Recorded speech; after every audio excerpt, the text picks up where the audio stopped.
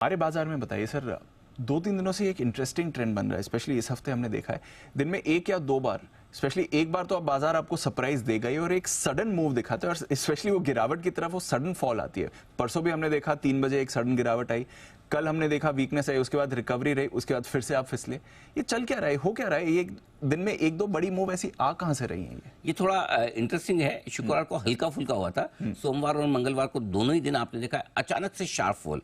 और ये अचानक से शार्प फॉल होता है तो उसमें क्या ट्रेडर्स का कॉन्फिडेंस थोड़ा सा टूट जाता है पहला, और दूसरा स्टॉप लॉसेस जल्दी से ट्रिगर हो जाते हैं और आप है ना वापस से नया काम करने के पहले मन नहीं बना पाते हैं कि मैं क्या करूं, है ना। कि अगर हल्की हल्की गिरावट में बाजार नीचे आए ना तो आप सपोर्ट लेवल पे खरीदना पसंद करते हैं, लेकिन तेज गिरावट पे नहीं। इनफैक्ट है उल्टा दीप, जब शार्प फॉल हो और इमीडिएटली जल्दी से सपोर्ट लेवल के आसपास आया तो वहां से रिबाउंड के चांस ज्यादा है। हाँ। आप देखिए जितनी बार कल भी और परसों भी जितना शार्प फॉल आता है उतनी रिकवरी भी फास्ट आती है। जितना स्लो फॉल आएगा रिकवरी भी स्लो आएगी। लेकिन अब बात वही कि उस शार्प फॉल में आप खरीद नहीं पाते, एक क्योंकि जिस इंटेंसिटी से जिस स्पीड से मार्केट गिरता है वो कॉन्फिडेंस दिलाता है। दूसरा कॉन्फिडेंस से भी ज्यादा है कि किस लेवल पे खरीदूं, क्या 600 पे ले लेना था मुझे, अब 600 पे ले लो, 550 हो जाए तो ओहो ये तो 500 आ रहा है, ठीक है ना, या 650 पे ले लेना था, तो वो आपको ये अंदाजा लगाना भी थोड़ा मुश्किल होता है कि एंट्री पॉइंट क्या होगा। तो इस तरह के शार्प फॉल को ट्रेड करने के दो तरीके हैं जी। पहला तरीका तो ये कि आप कुछ ना करें, शांति से बैठें, जहां आपको लगता है कि अब ये फॉल रुका है और वहां से रिकवर होना शुरू करे तो नीचे के आपको 5-25 पॉइंट छोड़ने पड़ेंगे और उस रिकवरी के बाद आप उसको खरीदने की कोशिश करें। एक तरीका ये।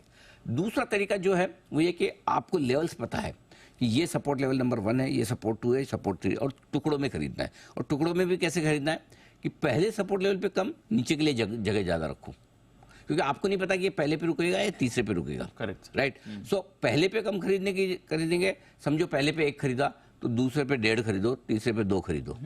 उस तरीके से लेंगे तो आपकी एवरेज नीचे की बन के आएगी और तब रिकवरी जहां से भी होगी वहां से आपका पैसा बन जाएगा। ये दूसरा तरीका है। सो इन दोनों तरीके में से आपके टेम्परामेंट में, आपके माइंड में, आपके दिमाग में, आपकी स्किल के हिसाब से जो समझ में आता वो करो। क्योंकि अगर आपने लिया और आपको 25-50 पॉइंट नीचे देखने की ताकत नहीं है तो आप रिकवरी शुरू हो उसके बाद लो। और अगर आपके पास पैसा भी है, ताकत भी है और डर नहीं है तो टुकड़ों में लो। और टुकड़ों में भी अगर आप नीचे में ज्यादा खरीदने की ताकत हिम्मत रखते हैं तो नीचे के लिए पोजीशन ज्यादा रखो, और नहीं तो बराबर पोजीशन 2 या 3 टुकड़ों में बांट लो। ये पॉइंट नंबर 1 है, ये पॉइंट नंबर 2 है, ये पॉइंट नंबर 3 यहाँ खरीदूंगा और ये मेरा स्टॉप लॉस है। अगर इसके भी नीचे चला गया तो फिर भाई गलती होगी, है ना। सेम जैसे शॉर्ट में गलती होगी माफ करो, लॉन्ग में भी गलती होगी माफ करो, ठीक है। वो तरीके से ट्रेड करेंगे तो ही इस बाजार में पैसा बना पाएंगे। क्यों ये आज की कमेंट्री मैंने बहुत इंटरेस्टिंग चीजें लिखी हुई है पैसा बनाने को लेकर, क्योंकि लोग थोड़े से हैरान परेशान भी है कि क्या हो रहा है क्या नहीं। बट ऐसा कोई मतलब बहुत ज्यादा चिंता की बात नहीं है। अगर शार्प फॉल आए और शार्प फॉल के बाद रिकवरी ना आए, जहां से फॉल शुरू हुआ वो लेवल वापस आपको ना दिखे तो चिंता करने की बात है।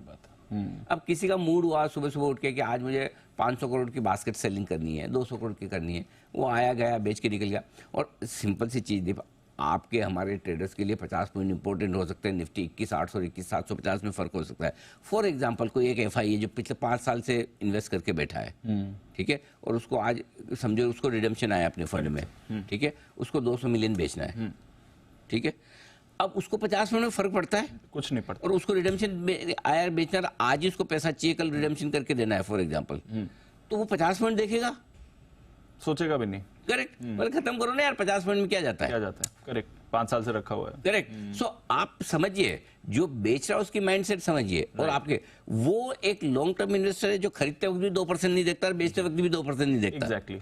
और आप जो है आपके तो 2% में लाइफ बन जाती है। एग्जैक्टली, बड़ा मूव है यार। 2% निफ्टी बढ़ जाए या घट जाए तो जिंदगी बन गई। क्योंकि आप ट्रेड कर रहे हैं। Exactly, correct. सो दोनों की माइंडसेट में बड़ा फर्क है। और इसलिए ये एक और चीज है भाई, जैसा वो कहते हैं ना कि हर आदमी तो माउंट एवरेस्ट पे नहीं चढ़ा, मैं भी नहीं चढ़ा हूँ, मैंने भी खाली सुना है। लेकिन ये जरूर है कि जिंदगी में कई सारे ऊपर के फ्लोर पे जाने का मौका मिला है। 25, 50, 75 बुर्ज खलीफा टाइप। जितना ऊपर जाएंगे हवाएं उतनी तेज होती हैं, है ना। सही बात है। जोर से आती है, आपको संभालना पड़ता है अपने आप को। एवरेस्ट पे चढ़ोगे तो एवरेस्ट पे आज तक किसी ने घर बनाया नहीं, जाकर 2-5 मिनट रह के आगे तो बड़ी बात है ना। वहाँ झंडा गाड़ के आगे इतना काफी है। एग्जैक्टली। लाइफ हाई के आसपास पहुंचेंगे थोड़ी वॉलेटिलिटी बढ़ेगी, हवाएं तेज होंगी, आपको अपना बैलेंस बना के चलना है, डगमगाना नहीं है। और बैलेंस तभी बनेगा जब आप हिट एंड फिट रहेंगे। राइट। ठीक है, पोजीशन लिमिट में रखिए, शांति से रखिए, एंट्री एग्जिट पॉइंट डिसाइड कीजिए।